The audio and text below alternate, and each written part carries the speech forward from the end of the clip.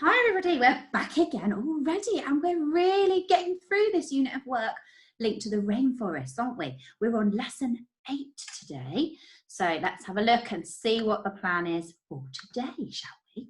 So lesson 8, we're carrying on with our the Explorer extract. Remember, we started to read it yesterday. We found out about Lila climbing up that tree, didn't we? So we're going to continue with that today. And we're going to be really focusing on your understanding of what's happening in the text today. So we're going to be using two really key reading skills. We're going to be using deduction. So that means to use evidence from the text to really make sure you understand. And in this example, we're going to be using deduction to deduce the meaning of words. Okay, so we're going to be looking all around the word that we're looking at and use as much evidence as we can to see if we can work out what that word means. So it might be a word that you've already heard of before, or it might be a new word that you need to really pick up from the text. Then we're going to be using our inference skills. So when we use our inference skills, we start with evidence from the text, but in order to be able to answer that question, we have to move beyond the text and use our own ideas to work out how the characters are feeling and motives for their actions. That means the reasons why they're doing those things. And then finally, we're going to come back and look at some expanded noun phrases just to make sure they haven't gone out of your mind. So there are 3 key points for today. So we're using the same extract, okay, and let's check we've got everything that we need. So today, you're just going to need a pen or a pencil to do your writing, a different colour for editing, and your English book or line paper as usual. Okay, make sure you've got all of those things. Press pause if you haven't. And we're going to go on to that game. So if you remember, I said we were going to do the same game as we did yesterday, didn't I? So we're going to have a go and see if we can add on to that noun to make a longer and longer piece of writing. So we're going to start with a noun, and today we're going to start with the word sloth, because that was the animal that we worked out was in the text from yesterday, didn't we? So write the word sloth at the top of your page, and on the next line down, once you've done that, you're going to add a determiner, just like we did yesterday, okay? So the sloth, or a sloth, or lots of sloths, or 7 sloths. Okay, it's up to you. Press pause while you do that. And now we're adding in those adjectives again with a comma to separate the two, please. So remember to think about 2 adjectives that give different information about that creature. Okay, so we don't want 2 that talk about the size or 2 that talk about the colour. We want 2 different contrasting adjectives in there with that comma in between. Press pause while you do that. And now we're adding on that prepositional phrase again to give even more information about that noun phrase. So what extra information can you give us? You might want to choose one of those words in brackets to help you start your prepositional phrase. And then we're going to make it into a simple sentence. So remember, you've got to add a verb in now. So what is happening to that sloth? Okay, we just want one thing happening because it's just a simple sentence, okay? And then we're going to take one extra step after you've done that. So press pause, make sure you've done that sentence. Okay, our final part today. This is quite a challenge. I'm hoping that you've done some work on this in school already. This time I want you to add a subordinate clause. So that means an extra piece of information. And that clause needs to start with a subordinating conjunction. So I've given you some examples. You may know some others. You can't use and or but, because that would make a compound sentence, and we want a complex sentence with a subordinate clause. But you can use words like because and when and if or where. So I want you to add one of those words and then add some extra information on the end of your sentence. And it needs, again, to have another verb in there, okay? So do your best, have a go. It doesn't matter if you get it wrong. We'll have a look at it again in a second and we'll compare it to the one that I've done, okay? Press pause and add on your subordinate clause. Right, should we have a look at what I did? So I started, here's my sloth. So I've got my noun, the sloth. So I kept it simple with a determiner and a noun. And then I added in my adjectives. I've got solitary, which means he's on his own, and slow moving. So the solitary, slow moving sloth. Oh, got a bit of alliteration in there as well. I could use that in some poetry, couldn't I? The solitary, slow moving sloth. And then I've added in my prepositional phrase. So you can see I've used the preposition with and I've got with curved claws, and I stole that from yesterday's extract that we were looking at. So the solitary, slow-moving sloth with curved claws. So there's my prepositional phrase. Then I've made it into a sentence. So I've got a capital letter at the beginning, I've got a full stop, and I've got a verb. Can you see my verb? The solitary, slow-moving sloth with curved claws watched the children below him. So the verb is watch. So there's something happening. He's watching the children that are below him on the ground. And then finally, did you manage a subordinate clause? So go through, tick each stage if you did. Remember, you've got to have that comma between those adjectives in there. And then let's see if the last one's going to work. The solitary, slow-moving sloth with curved claws watched the children below him. And I've used the word whilst still trying to continue with his lunch. So he was still munching away on his leaves in the tree whilst he was watching the children below him. So whilst is my subordinating conjunction, and trying to continue is my verb. He was carrying on eating his lunch while he was doing it. So that's your subordinate clause. I wonder if you managed that. Well done if you managed all of those steps, okay? Give yourself a mark out of 6. So if you manage just the first step, you get 1 mark. If you manage the second one perfectly, 2 marks. The third one, you've got to have a comma in there for 3 marks. 4 marks if you manage to put a prepositional phrase on. 5 marks if you managed a simple sentence, and 6 if you managed a subordinate clause on the end to make a complex sentence. Well done, good start. Right, let's get cracking on the next part. So we're returning to the text today, but we've got some questions to answer. So we're not, if you want to, you can reread the whole page first so it's fresh in your mind. And then we're going to use some scanning skills today. So we're going to scan down the page and search for a particular word. Okay, so you can see here, I'm going to do an example for you to start off with, and then you're going to have a try at a question in your books. Okay, so the first task I've got is find and copy the word. So not write my own word, I've got to find the word and copy it, which shows that no one had picked up or eaten the pineapple. Right, so it's to do with the pineapple. So I'm going to scan the page. Let's have a look. Where's the word pineapple? No, I'm going to move my eyes up and down until I see the word pineapple. Here's pineapple. Okay, so I've got the word pineapple. Find and copy the word which shows no one had picked up or eaten the pineapple. Right, let me read that sentence. Is it in that actual sentence? On the ground below it were 3 chunks of pineapple untouched. Find and copy the word which shows that no one had picked up. So if they picked it up, it would have been touched. So I think the word that I need to copy is untouched, okay? And you can see that word here. Here's the word pineapple, here's the word untouched. So I use the clue pineapple to scan down the page and find the part of the text that I needed, and then I'm going to just write the word untouched, okay? So you're going to have a go at doing exactly the same thing now. Let's have a look. So your task is to find and copy the word. So again, you're going to find the actual word from the text, not your own word, and just one word. It doesn't say lots of words, or it doesn't say a phrase, it just says word. Find and copy the word which shows that the 2 vultures were surprised when Lila yelled at them. Okay, so we've got the bit about Lila yelling at them. So scan down the page, press pause now, and copy the word that you think is the right answer to that question. How did you do? Let's have a look. So I think I would be looking for 2 vultures, and I'm looking for Lila yell. Let's have a look.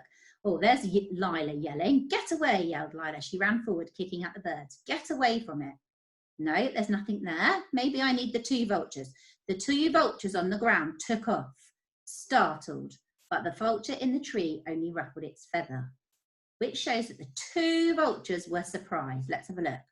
So here's 2 vultures. The 2 vultures on the ground took off, startled. That means they go like that. So startled, that definitely means surprise. So hopefully the word that you copied is the word startled, and it should be spelt perfectly because you found and copied it from the text. So you can give that a tick if you manage that with your other colour pen. Well done. Right, we're going to try, I'm going to show you another example now of a slightly different phrased question, and we're going to use the same skills. We're going to scan down the text, find the key words, and then we're going to read around and find some evidence. So it says, which of the following words is a synonym for hauled? So hopefully you will remember that synonym means a word that means the same. Okay, so we're looking for a synonym for hauled. So this time I can't look for the word hauled. I might have to read a little bit closer. So I might have to do some skim reading. So that means read it quickly. Rather than just scanning the page for one key word, I might have to read the text quickly and see if I can find a bit where somebody is hauling something. Lila ran to the base of the tree, gripped the lowest branch and scrabbled with her feet against the trunk. After feeling the tree shake, flapped its wings, cawed and disappeared. Lila hauled herself into the branches. Ah, there's the word hauled. Good, I found it. Hauled. So I can scan the text and find the word hauled, or I can skim read it until I get to that part. So I've scanned, I found the word hauled. Lila hauled herself into the branches. Right, now I'm going to try out these 4 alternatives and see which one works. Lila pulled herself into the branches. Yeah, that sounds okay. Lila pushed herself into the branches. No, you don't really push yourself into branches. Lila climbed herself into the branches. Climbed herself doesn't really make sense, so I don't think that's right. Lila reached herself into the branches. No, I think the word that I need is going to be pulled, because Lila pulled herself into the branches. That one makes the most sense in that sentence. Right, let's see if you can have a go now. Here's your turn. So which of the following words is a synonym for quivering? So the first thing you're going to need to do is scan the text and find the word quivering. Then you're going to read the sentence. Have a look at those 4 words and decide which one is the right alternative for quivering. Okay, press pause and have a go at doing that now. Right, how did you get on? Let's have a look. Let's find the word quivering. So where is it? Ah, here. Quivering. With quivering fingers, she unwound its legs from the branch and rewound them around her arm. So with quivering fingers, with jumping fingers. You don't normally hear jumping fingers. That sounds like they're doing this, doesn't it? I'm not sure she was doing that. With thin fingers, she unwound its leg. I don't think quivering means the same as thin, because it sounds like it's moving, doesn't it? With shaking fingers, she unwound its legs. That sounds okay. With strong fingers, she unwound its legs. Well, she might need to be strong to pull the legs off, but I think shaking and quivering are more similar, because shaking, if I think about shaking, I think about it doing this, and she's obviously quite worried, isn't she, being up in that tree? So I think shaking is the best synonym for quivering. So did you manage to get that one? If you didn't, don't worry. We're going to have another go at a similar question. So listen carefully to this question. Did Lila move slowly or quickly backwards along the branch? So we're going to have to scan for that phrase, backwards along the branch. And then we need to find and copy the word that proves we're right. So we have to say whether it's slow or whether it's quick. And we have to say which word, so just one word again, proves that you're correct, that it was slow or that it was quick. Okay, so press pause, have a look for that quickly backwards and see what you can find. Hopefully you've managed. How did you get on? Right, let's scan. Let's whiz down the page until we find what's the words we're looking for. So backwards, something backwards. Here we go. Lila, here we go. Lila began to edge backwards along the branch. So we've got backwards along the branch, and in the question it says backwards along the branch. So we're on the right bit. Lila began to edge backwards along the branch. So if you edge, it means a little tiny bit at a time, doesn't it? So I think Lila is moving slowly because she's very high up in a tree, and it would be very silly of her, wouldn't it, to move very fast. So I'm using the information around me. I know she was quite scared because we had quivering up here, so I don't think she's going to be rushing. We know that Fred said he could hear her whispering prayers, and normally when people are whispering prayers, it's because they're worried about something. So I don't think she's going to be moving quickly. I think she's going to be moving slowly. So hopefully you wrote that Lila was moving slowly, and the word that proves that is edge. She was edging along the branch. That means one little bit at a time. Okay, well done. Right, we're going to try a slightly different question now. So now we're going to use our inference skills. So this is not, we're not necessarily going to find the answer to this question in the text. We're going to have to do a bit of thinking ourselves. So it says, why do you think Lila edged backwards rather than rushing backwards? So we've just talked a little bit about this, haven't we? So I think she edged backwards rather than rushing backwards because she was worried about falling out of a very high tree. And I know that because it sounds like she was shaking. And it also said that she was scooting forwards. That means kind of a little bit at a time. And she was gripping tight. So all of those things suggest to me that she was worried and a bit frightened. So I think if you're worried and frightened, you're more likely to be really careful if you're up high. So that's why I think Lila edged backwards rather than forwards. Let's see if you can use your ideas to answer the next question. Why do you think that Lila kept the arm with the animal high above her head?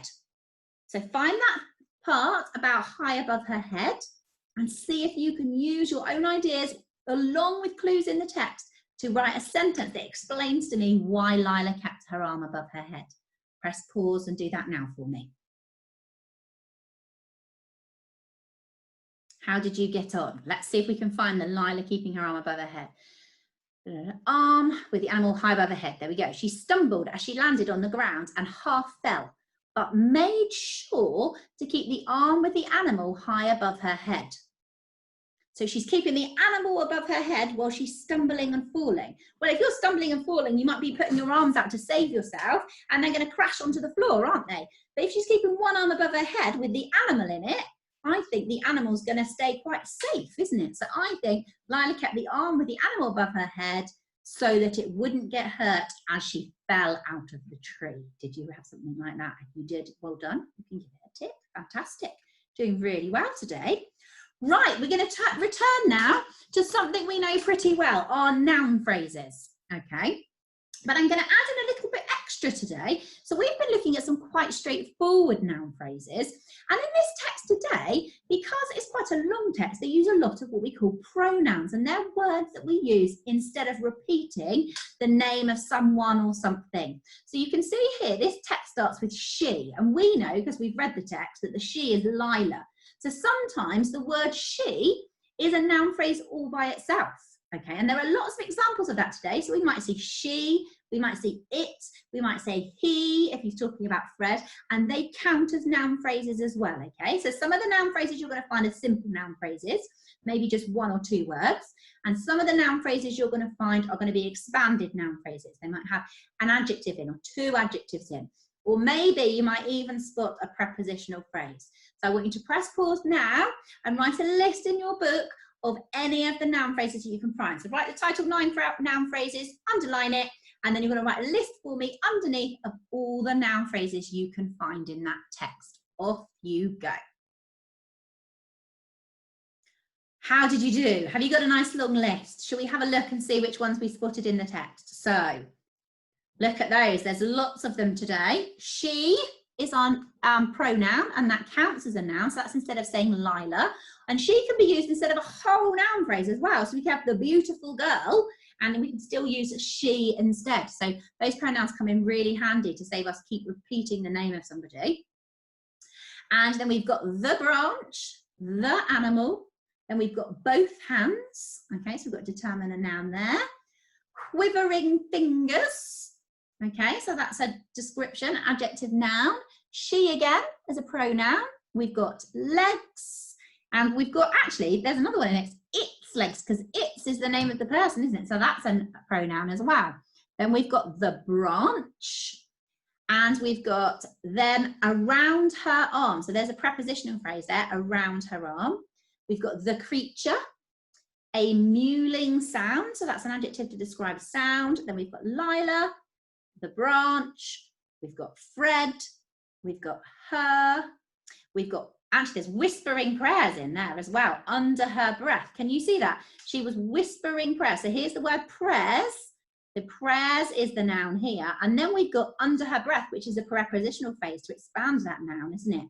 Then we've got she and another she. We've got the ground, and we've got the arm. And then we've got a prepositional phrase with the animal high above her head. Okay, so lots of noun phrases in there. Did you manage to spot them all? If you've missed any, just add them in your different colour. If you found them, you can give them a tick. If you've missed any out, then just add them in. Right, we're done. Let's see what we're doing tomorrow. Well done. So tomorrow, we're going to be doing some writing. Okay, so we're taking the extract we've just read, and we're going to be thinking of a couple of things. We're going to be thinking, how will Lila react to Max's request to play with the sloth? So right at the end of our extract, he asks her, doesn't he, if he can play with the sloth. How's she going to react to that? Is she going to agree to it? Is she going to say absolutely not, you can't play with it? What do you think she's going to say to him? So you're going to write the next part of the story with the conversation between Max and Lila and what happens. And you can see Splash there is suggesting you try something. So it's really good to practice your writing out loud before you actually write it, and to actually say and talk about what you're going to write about. So Splash is suggesting that you might like to try acting out the scene with someone in your family or with a friend on FaceTime. So you've got lots of ideas for tomorrow. So one of you is going to be Lila, very carefully holding the sloth. The other person is going to be Fred, dashing over and wanting to play with it. What's Layla going to say to Fred? And is she going to allow Fred to play with the sloth? Or are they going to do something else with the sloth? And that's up to you to decide. So if you can, have a go at acting it out with your mum or dad or somebody else at home, or you can do it over FaceTime. One of you can be Lila and one of you can be Max. Then give it a go, so that tomorrow you've got loads of ideas buzzing in your head to do your piece of writing. And that's it for today. Well done. Another day finished. I will see you tomorrow for our next lesson, and I look forward to finding out if you've managed to practice over FaceTime or with your family acting out that scene, because we're going to have a go at writing it tomorrow. Good luck, have a good day, and I will see you in the morning. Bye-bye.